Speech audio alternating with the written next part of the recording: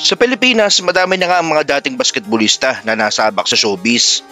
Andyan sila Bonel Balingit, Atoy Ko, Joey Marquez, Benji Paras at marami pang iba. Magandang araw sa inyo mga kabasketball. This is Jigger Winner TV. Tara't kilalanin natin ang isa sa pinakanakakatawang komedyante sa Pilipinas na si Jimmy Santos. Paano nga ba nagsimula ang maiksing karera niya sa basketball hanggang sa pagtahak niya sa showbiz? Tara't simulan na natin. Jaime Santos o mas kilalang Jimmy Santos or Jimmy Saints sa showbiz. Ipinanganak noong October 8, 1951 sa Pateros, Rizal na ngayon may edad na 72 at may taas na 6'2". Ito ay unang naglaro sa JRC na kilala ngayong Jose Rizal University or JRU. Hindi natin pwedeng ismulin to dahil si Jimmy Saints nga isa sa miyembro ng JRU na nagbigay ng uling kampyonato sa kupunan noong 1972 NCAA season. Sa JRU ay naging kakampi nito si PBA Tapal King Philip Cesar at kapatid nitong si David Cesar. After nga ng college stint ito ay naglaro ito sa UTEX Weavers sa Mika na isang commercial league noon. Pagdating nga ng taong 1975, ito ay naglaro sa PBA's inaugural season para sa 7-up and Colas. At dahil nga wala namang footage ng basketball highlights, tanging interview lang sa mga past teammates si Jimmy ang pinagbasihan. Sabi nga ni Tapal King Philip Cesar sa interview, reliable banger at defender nga itong si Jimmy at kayang-kaya doon ito umiscore kung gugustuhin ito. Sentro at power forward daw ang posisyon nito. Dagdag pa ni Cesar, kung nag-focus lang daw si Jimmy sa laro nagpatuloy sana ang karera nito sa PBA dahil likas na daw itong mahiling magpatawa noon.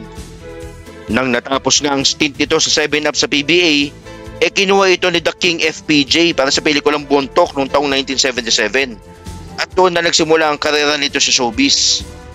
Madami-dami din ang nagawang pelikula nito, mapa-action man o comedy. Pero mas lalong nagpatanyag dito nung naging bida ito hango sa character created by Filipino novelist Mars Ravelos Bonjing. Mula noon ay tumatakta ang pangalan Jimmy Santos sa larangan ng komedya. Lalo pang nagpayabong sa pangalan nito nang pumasok ito sa longest noontime show na Itbulaga. At ang nabuhay ang karakter na si Gudo na sidekick ni Doc Aga sa Okidoki Doc noong 1990s. Sa kabila ng kasikatan nito sa show business, hindi pa din ito nakakalimutan ng sports kung saan siya nagsimula. Dahil nga madalas natin ito nakikita sa live PBA games, lalo't laban ng Ginebra.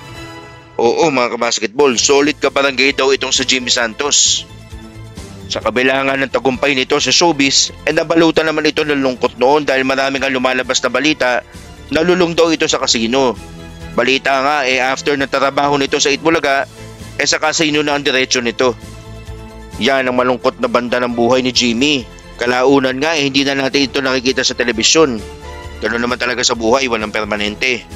Ngayon nga makikita na lang natin itong si Jimmy sa kanyang YouTube channel na Jimmy Saints. At balitang sa Canada na ito naninirahan. Yan ang maiksing karera ni Jimmy sa basketball bago ito namayagpag sa showbiz.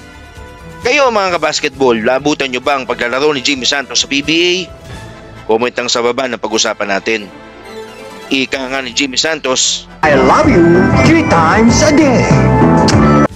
Jigger Winner TV, hanggang sa susunod na basketball stories.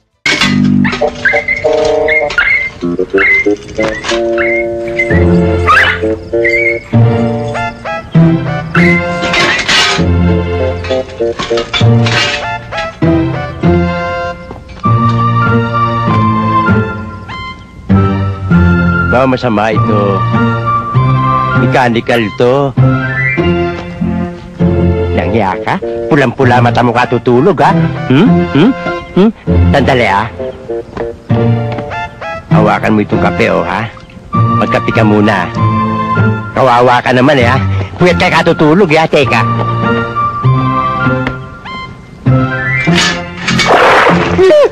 Dad! Dad! Dad! Sir, sabi ko na nga ba kayo nandyan eh. Hindi ko kayo nakita nagdaan. Ay, ay.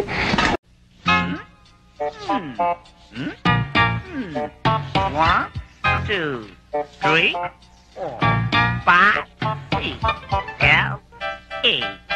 1, 2, 3, 4, 5, 6, 7, 8.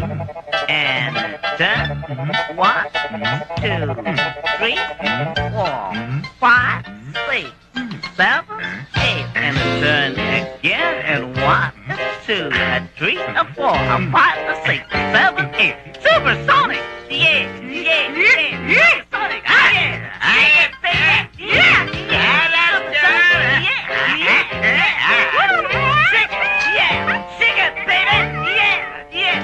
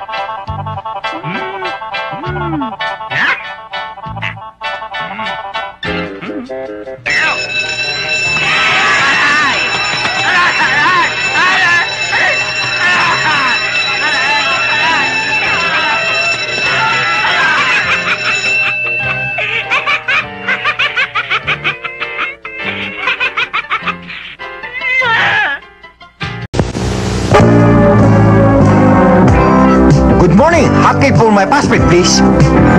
Rapsadoodle. Good afternoon. I'm back for the Big Mac. Relax. Kain ng pita. It's really Big Mac.